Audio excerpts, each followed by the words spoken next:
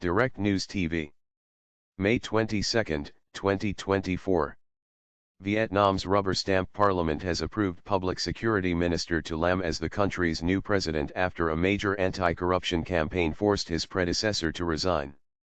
In line with the one-party state's usual procedures, the National Assembly voted unanimously on a resolution that approved 66-year-old Lam's election after a secret ballot in which he was the only candidate for the job.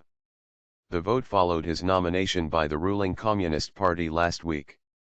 Thousands of people, including several senior government and business leaders, have been caught up in a sweeping crackdown on corruption known as Blazing Furnace, in which Lam, who is deputy head of the Steering Committee on Anti-Corruption, has played a central role. Lam takes over from Vo Van Thuong, who resigned in March over what the party called violations and shortcomings, after just a year in the job.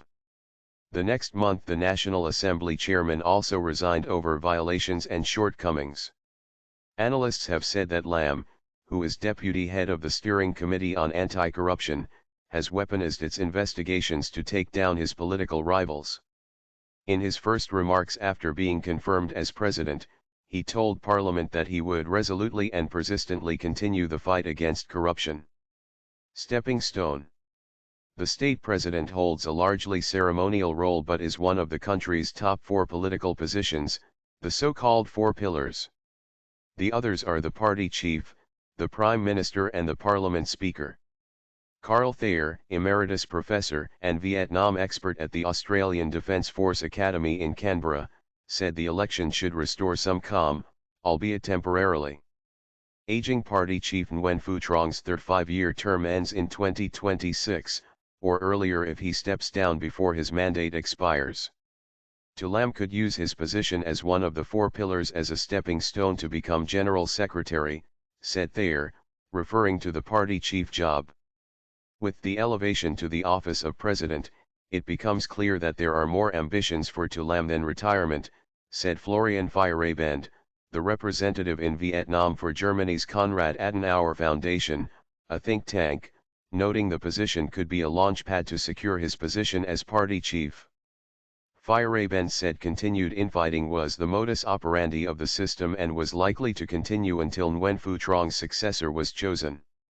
Lam's rise has not been without controversy, and the parliament decided that he would not continue as Minister for Public Security, which deals with the monitoring of dissent and surveillance of activists in the dictatorship.